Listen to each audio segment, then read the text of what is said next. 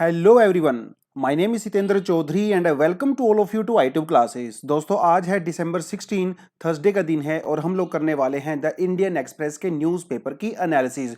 जो एस्पिरेंट्स हमारे पहले से सब्सक्राइबर्स हैं और वो लगातार हमारी वीडियोस को देखते हैं, उनको थैंक यू बोलना चाहूँगा। और जो एस्पिरेंट्स सबसे पहली बार हमारे चैनल पर आए हैं तो उनको मैं वेलकम करना चाहूँगा और आप हमारे चैनल को सब्सक्राइब ज़रूर करें। चलिए सीधा करते हैं काम की बात, ज़्यादा डिले यहाँ पे बिल्कुल भी नहीं करते हैं। आपके सामने जो ये है ना, ये है आज के इंडियन एक्सप्रेस का फ्रंट पेज। और फ्रंट पेज पे जो सबसे पहली न्यूज़ है वो है ये, cabinet clears push to raise marriage age of women from 18 to 21। यानी कि अब तक वीमेन की जो मैरिजेबल एज थी वो 18 साल थी, उसको बढ़ा के 21 साल करने का विचार बनाया जा चुका है। यह बिल बहुत ही जल्दी पास भी हो जाएगा। इस टॉपिक को मैं आपको न्यूज़पेपर से नहीं करवाऊंगा क्योंकि इसके बारे में ऑलरेडी हमारे यूट्यूब चैनल पे अभी थोड़ी देर पहले एक वीडियो आ चुकी है। अच्छा टॉपिक है, इंपॉर्टेंट टॉपिक है, हमारी लाइफ को इम्पैक्ट करता है, हमारी सराउंडिंग को इम्पैक्ट करता है, एग्जाम के पर्सपेक्टिव से भी इंपॉर्टेंट है। इसलिए आप इस वीडियो को जाके जरूर जरूर देखें। इसलिए मैं उसको यहां से कवर नहीं करने वाला हूं क्योंकि भैया ये एक ऐसा टॉपिक है ना जो बहुत सालों से बहुत सारे लोग डिमांड कर रहे थे। देखिए, एक तरफ तो हम लोग मैन और वीमेन की इक्वालिटी की बात करते हैं, राइट। दूसरी तरफ हम बात करते हैं कि जो वीमेन की जो मैरिजेबल एज है वो 18 साल है और मेल की 21 साल है। तो एक तरह से डिस्क्रिमिनेशन हुआ ना, इक्वालिटी कहां से हुई?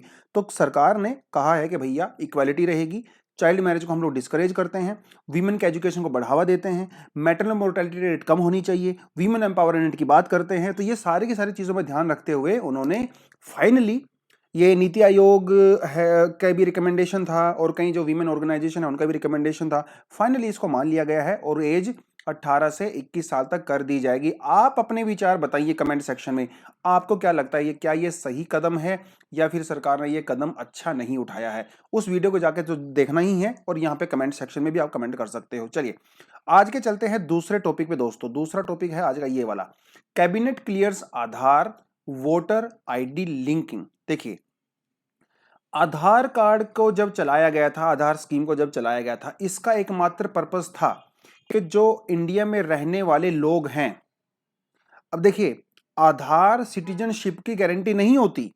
जो लोग इंडियन सिटीजन नहीं है उनको भी आधार इशू किया जा सकता है, ये आपको मैं बात बताता चलूं। क्योंकि आधार का मकसद सिटीजनशिप नहीं है, आधार का मोटिव है जो लोग इंडिया में रह रहे हैं उनको सुविधाएं देना, उनको जो स्कीम चलाती है सरकार, सोशल स्कीम चलाती है, उनके तहत उनको बेनिफिट देना। बाद में हम लोगों ने आधार को और दूसरे एरियाज में एक्सपेंड कर दिया, वो एक बात अलग है। लेकिन अभी तक हमारा जो वोटर आईडी है वो हमारे आधार कार्ड से लिंक नहीं था, क्योंकि वोटर आईडी इंडिया की सिटीजनशिप का प्रूफ होता है, आधार प्रूफ नहीं होता है। तो सरकार एक स्कीम लेके आई है जिसके तहत वोटर आईडी को और आधार को आपस में लिंक किया जाएगा। इसका मतलब जो लोग इंडिया के लीगल रूप से सिटीजन है ना, वही सिर्फ अपना वोट कार्ड बना सकते हैं, दूसरे लोग वहां पे वोट नहीं डाल सकते। तो बेसिकली जो फ्रॉड होता है ना, जो वोटिंग सिस्टम में फ्रॉड होता है या डबल काउंटिंग हो जाती है, उससे दूर करने के लिए ये किया गया है। इससे हमारे जो इलेक्शन कमीशन है उसको साफ साफ पता चल जाएगा कि ये बंदा एलिजिबल है और ये जो है इलीगल है। बेसिकली उसके लिए किया गया है। लेकिन ये कंपलसरी नहीं है, ये वॉलंटरी बेसिस पे है। लेकिन एक चीज आपको ध्यान रखनी पड़ेगी, इंडिया में जो चीजें वॉलंटरी बेसिस पे होती है ना, बाद में ना उसको पक्का कर दिया जाता है, मतलब बाद में उसको जो है मैंडेटरी कर दिया जाता है। आज भी सुप्रीम कोर्ट के आदेशों के अकॉर्डिंग इंडिया में कहीं भी आधार कंपलसरी नहीं है। लेकिन आज आप कोई भी चीज कर लीजिए, अब बैंक अकाउंट ओपन करवाना हो, ड्राइविंग लाइसेंस लेना हो, भैया कुछ भी करना हो, आधार कार्ड मैंडेटरी है। लेकिन सुप्रीम कोर्ट के आदेश के हिसाब से इस आधार कार्ड मैंडेटरी नहीं है। तो कहने का मतलब यही है, सरकार अब इसको वॉलंटरी बेसिस पे कह रही है, लेकिन धीरे धीरे इसको मैंडेटरी कर दिया जाएगा। तो इंडिया में जो इलीगल इमिग्रेंट्स हैं उनकी पहचान की जा सकती है। इसके लिए सरकार को क्या करना पड़ेगा, रिप्रेजेंटेशन ऑफ पीपल्स एक्ट 1951 और आधार एक्ट 2016, इनको दोनों को अमेंडमेंट करना पड़ेगा। ठीक है, अमेंडमेंट कर देंगे, कोई दिक्कत नहीं है। तो वो थोड़ी सी चीजें यहाँ पे इसमें बताई गई हैं। दूसरी बात, एक दो चीजों इन्होंने, देखिए ये सारे के सारे क्या है ना, ये हमारे इलेक्शन रिफॉर्म्स हैं, है ना। क्योंकि डेमोक्रेसी तभी तक जिंदा रह सकती है, अलाइव रह सकती है, जब तक वहां पे इलेक्शन प्रोसेस प्रॉपर हो। और समय के साथ साथ जब चीजें बदलती हैं तो इलेक्शन प्रोसेस को भी रिफॉर्म करने की जरूरत है। तो ये एक हमारा जो है इलेक्शन रिफॉर्म है। और भी इलेक्शन कमीशन ने कई सारी रिकमेंडेशन यहाँ पे दी हैं, जैसे कि जो वोटर कार्ड बनाया जाता है वो जेंडर न्यूट्रल होना चाहिए। Gender neutral in the sense के, जैसे आपको एक एग्जांपल दूं, जैसे मान लो कोई आदमी है वो आर्मी में है, उसकी वाइफ को जो वोटर आईडी दिया जाता है उसके ऊपर सर्विस वाइफ लिखा जाता है या सर्विस वीमेन लिखा जाता है। लेकिन अगर कोई औरत, अगर वो आर्मी में है, कोई महिला आर्मी में है, उसके हस्बैंड को जब कार्ड वगैरह बनाया जाता है उसके ऊपर वो सब नहीं लिखा जाता है। इसका मतलब वो जेंडर न्यूट्रल नहीं है। तो सरकार ने कहा है कि भैया इसको भी हम लोग जेंडर न्यूट्रल बनाएंगे। ऊपर से जो लोग 18 साल की उम्र जिनकी हो चुकी है 1 जनवरी को, अभी साल में 4 बार उनके पास मौका है अपनी वोटर आईडी बनवाने का। पहले ये 4 बार नहीं होता था, अभी ये 4 बार होगा। तो अगर आप में से किसी का वोटर आईडी नहीं बना है तो जल्दी से जल्दी बनवा लीजिए, क्योंकि आपकी वोट ये डिसाइड करती है कि भैया आप भी डेमोक्रेसी के अंदर पार्टिसिपेट कर रहे हो।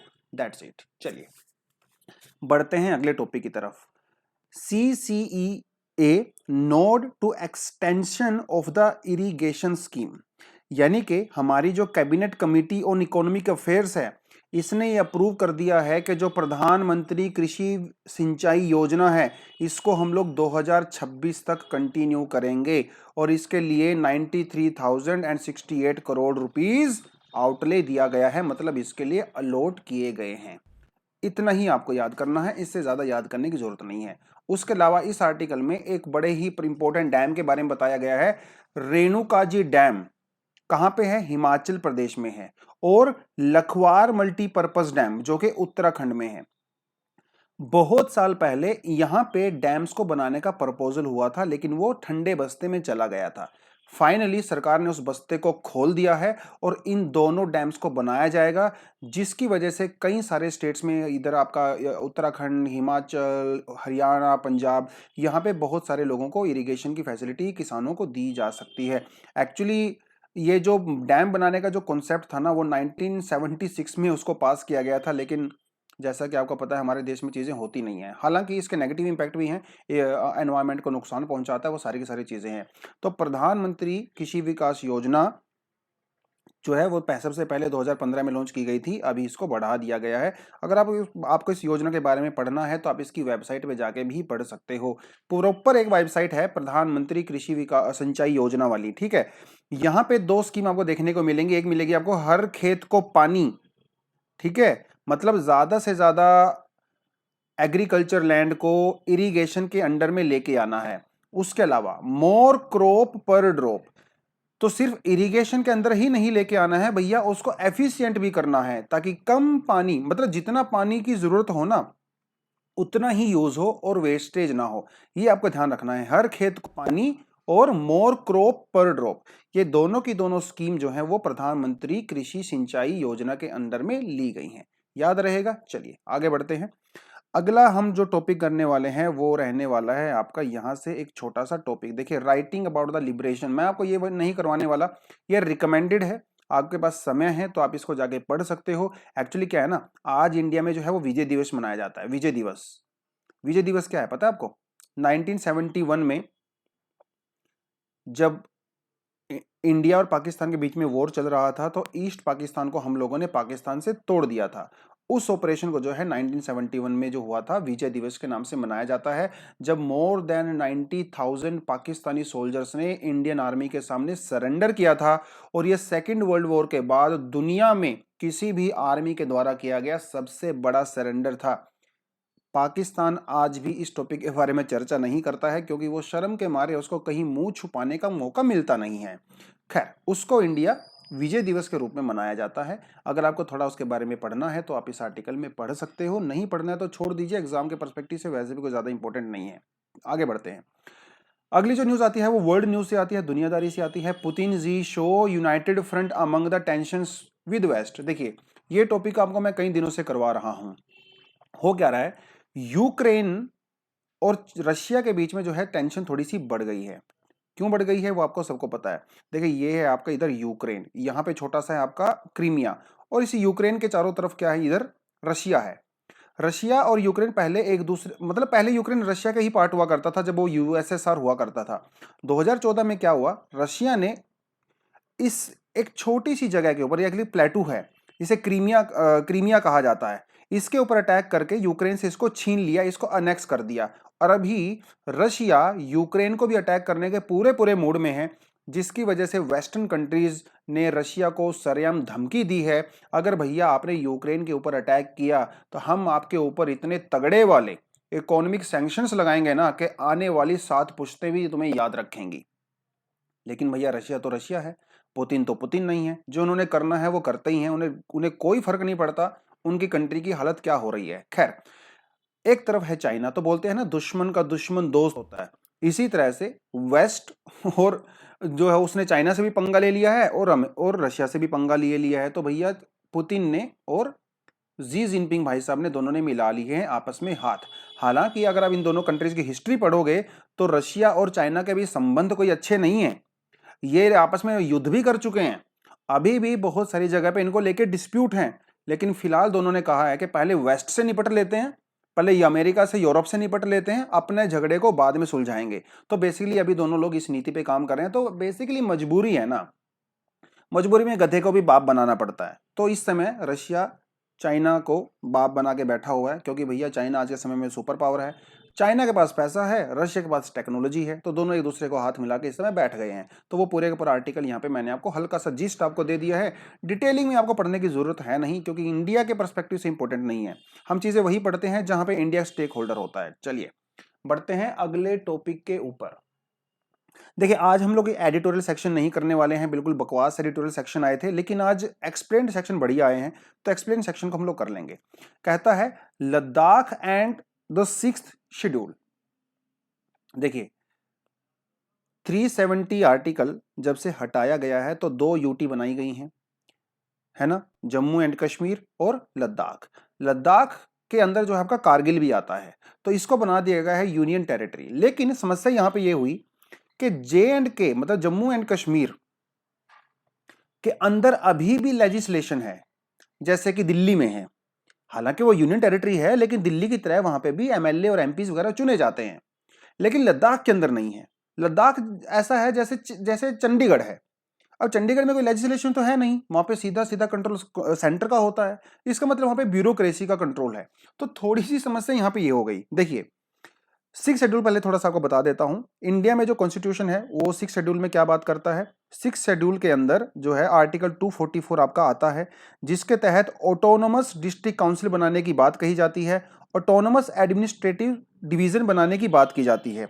देखिए इसका मतलब क्या है दोस्तों, ऑटोनोमस का मतलब होता है फ्री, विदाउट कंट्रोल। हाँ थोड़ा बहुत कंट्रोल होता है लेकिन ज्यादा कंट्रोल नहीं।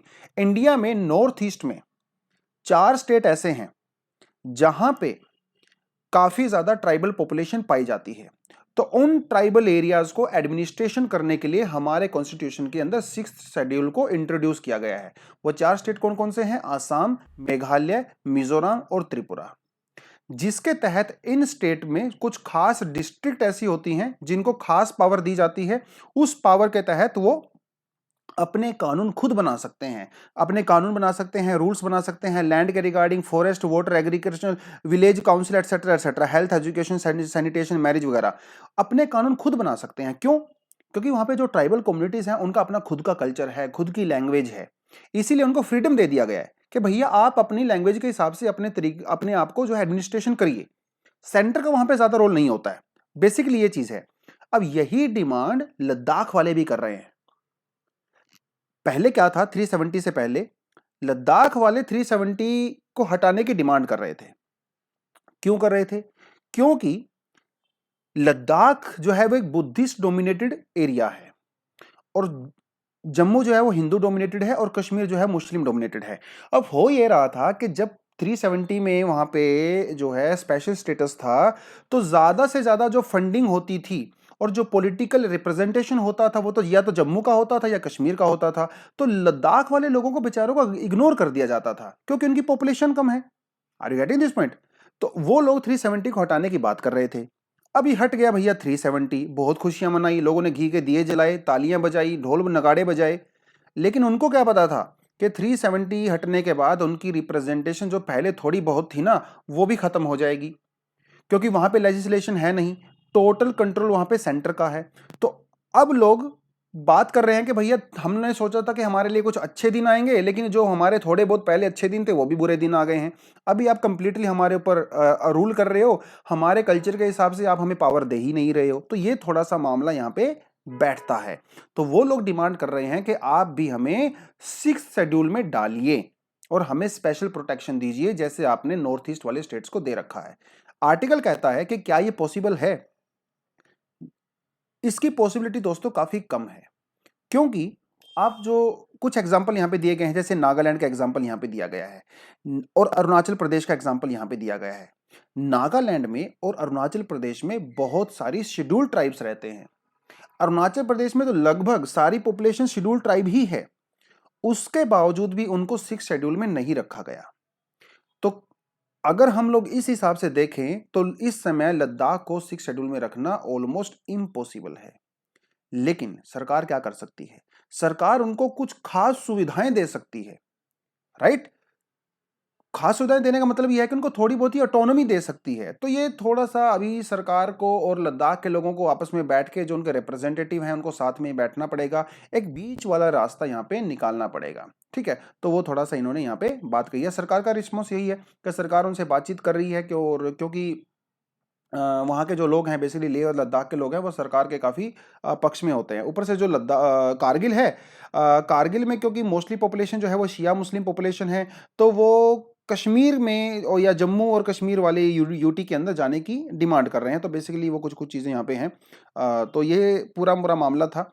ज़्यादा ज़्यादा डीप में आपको जाने की जरूरत नहीं है, पीएचडी आपको करना नहीं है। जनरल स्टडीज़ के हिसाब से हल्की फुल्की जो चीज़ें हैं वो आपको पता होनी चाहिए। ठीक है, उतना आपके लिए मोर देन एनफ है। खैर, ये वाली जो न्यूज़ है इसको आप छोड़ सकते हो, लेकिन मुझे खुद इसको बड़ा अच्छा लगा पढ़ने में, इसलिए मैंने सोचा कि आपको भी मैं करवा देता हूँ। देखिए, आप जब कोई चिप्स का पैकेट लेते हो या फिर आप कोई नॉन वेज कोई चीज़ कंज्यूम करते हो, तो आपने एक चीज़ देखी होगी, उनके पैकेट के ऊपर एक निशान होता है। जिसके ऊपर इस तरह का रेड कलर का निशान होता है वो समझ लो नॉन वेजिटेरियन होती है। लेकिन जिसके इस इधर बीच में ब्राउन कलर का निशान होता है, ऐसे सर्कल होता है, तो समझ लो वो वेजिटेरियन होती है। ये सबको पता है। अगर आप किसी पैकेट को खोल के देखोगे, तो खोल के देखने की जरूरत नहीं है, एक्चुअली उसके बाहर ही होता है वो। उसके कवर के ऊपर ये लिखा होता है कि इसके अंदर कौन कौन से इनग्रेडिएंट्स हैं। अगर आप कोई बिस्किट के पैकेट के ऊपर देखोगे तो उसमें लिखा रहता है कि भैया इसमें कितनी फैट है, कितना प्रोटीन है, कितना कार्बोहाइड्रेट है, कौन कौन से इंग्रेडिएंट इसके अंदर होते हैं, वो सब लिखा होता है, राइट? उससे डिसाइड होता है कि वो वेजिटेरियन है या नॉन वेजिटेरियन है। लेकिन ये चीज इतनी ईजी नहीं है, ये काफी घुमावदार चीजें होती हैं। देखिए, तो हुआ ये कि एक संस्था है, गौ रक्षक वगैरह की एक संस्था है, उन्होंने क्या किया, दिल्ली हाई कोर्ट के अंदर केस डाल दिया और दिल्ली हाई कोर्ट ने साफ साफ कहा है, ये जितने भी जो हमारे रेगुलेटर्स हैं और जो मैन्युफैक्चरर्स हैं, उनको साफ साफ संदेश दिया है कि भैया आप कोड नेम का यूज मत करिए। जैसे मान लो कोई कोड नेम है C10-2F, हम मान लो ये किसी इंग्रेडिएंट का कोड वर्ड है। अब आपके जैसे मेरे लोग जैसे साधारण लोगों को क्या पता चलेगा इंग्रेडिएंट क्या है? इसके अंदर कोड वर्ड लिखा हुआ है। भैया हमें सीधी भाषा में बताइए कि इसके अंदर क्या है। तो दिल्ली हाई कोर्ट ने सीधा सीधा कहा है कि कोड वर्ड का यूज मत करिए, सीधा सीधा बताइए। आप ये बताइए कि जो ये इंग्रेडिएंट है, ये ओरिजिनेट कहां से हुआ है, मतलब कहां से आया है। क्या वो प्लांट बेस्ड है, क्या वो एनिमल बेस्ड है, या लेबोरेटरी में उसको बनाया गया है? आप उसको साफ साफ लिखिए, क्योंकि इंडिया में जो रेगुलेशन है food safety and the standard packaging labelling act 2011, उसके तहत वो लिखा जाना चाहिए। अब थोड़ी सी समस्या, आप बोलोगे सर इसमें क्या समस्या है, वो तो होता ही रहता है। देखिए समस्या है यहाँ पे, मैं बताता हूँ क्या समस्या है। समस्या ये है कि वो लोग इंग्रेडिएंट तो लिख देते हैं, लेकिन ये नहीं बताते कि वो इंग्रेडिएंट आया कहां से। इसका एग्जांपल आपको दूं, देखिए, एक इंग्रेडिएंट होता है दोस्तों जिसका नाम होता है डिसोडियम इनसोनिएट। क्या नाम होता है? डिसोडियम इनसोनिएट। अब ये जो इंग्रेडिएंट होता है, जो वेजिटेरियन चीजें होती हैं, जिसके बीच में यहां पे ब्राउन कलर का निशान होता है, उसके अंदर पाया जाता है। एग्जांपल आपको दूं, पोटैटो चिप्स। पोटैटो चिप्स के अंदर ये पाया जाता है। जो आपकी मैगी होती है, जो नूडल्स होते हैं, उसके अंदर ये पाया जाता है। लेकिन आपको ये जान के हैरानी होगी कि जो डिसोडियम इंसोनिएट है, ये फैट पिग फैट से आता है, सुअर की चर्बी से आता है, या फिर मछली से आता है, या फिर मीट से आता है। लेकिन पाया जाता है पोटैटो चिप्स के अंदर, क्योंकि इसका ओरिजिनेट वहां से हुआ है, बाद में इसको प्रोसेस किया गया है। तो सुप्रीम कोर्ट ने कहा कि भैया आप प्रोसेस मत लिखिए, आया कहां से है वो ये भी लिखिए, क्योंकि लोगों को ये जानने का हक है कि जो खा रहे हैं उसके अंदर क्या है और क्या नहीं है, क्योंकि ये हमारा फंडामेंटल राइट है। राइट, आप किसी की रिलीजन के साथ, किसी के कल्चरल बिलीफ के साथ ये मजाक नहीं कर सकते। आप उसके अंदर नॉन वेजिटेरियन आइटम को ये कह के नहीं बेच सकते कि ये तो वेजिटेरियन है, मतलब आप उसको कैमोफ्लेज नहीं कर सकते। आप डायरेक्ट बोलिए, ऐसा दिल्ली हाई कोर्ट का साफ साफ संदेश है। तो आने वाले समय में ये कंपनीज अगर इसको फॉलो करती हैं और ये मामला अगर सुप्रीम कोर्ट में नहीं जाता है तो आपको ये देखने को मिलेगा। तो बहुत सारे आइटम दोस्तों जो आप हमारे आसपास होते हैं, जैसे पोटैटो चिप्स का एग्जांपल आपको दे ही दिया, ये पहले वेजिटेरियन वाली कैटेगरी में आते थे, अब ये नॉन वेजिटेरियन वाली कैटेगरी में आना शुरू हो जाएंगे। तो अगर आप भी वेजिटेरियन हो और इन प्रोडक्ट्स को कंज्यूम करते हो तो थोड़ा ध्यान से करना, ठीक है। उसके ऊपर जो इंग्रेडिएंट्स लिखे होते हैं थोड़ा उसको गूगल कर लिया करो, पता चल जाएगा आपको वो कहां से आया है, ठीक है। ये पूरे का पूरा मामला है। तो इंडिया में जो food safety and the standard act है 2006, तो उसके अंडर में ये चीजें आती हैं। तो आने वाले समय में वो सारी सारी चीजें यहाँ पे होंगी, ठीक है। वो थोड़ा सा आप यहाँ पे देख सकते हो। अच्छा लगा, मुझे पर्सनली पढ़ने में बड़ा मजा आया। हालांकि मैं नॉन वेजिटेरियन हूँ, मुझे कोई खास फर्क नहीं पड़ता, लेकिन फिर भी जो लोग वेजिटेरियन हैं उनके लिए थोड़ा सा आई ओपनिंग ये हो सकता है। आगे बात करते हैं, ये टॉपिक ऑलरेडी मैं बात कर चुका हूं, इकोनॉमी सेक्शन से, जीएस पेपर 3 से कवर करते हैं। क्या कहता है? कहता है इंडिया में जो हमारी स्टॉक मार्केट है भैया, हमारा जो बीएससी है मतलब बॉम्बे स्टॉक एक्सचेंज है, और एनएससी है national stock exchange, Bombay stock exchange 329 point और नेशनल स्टॉक एक्सचेंज 103 पॉइंट नीचे आ चुका है।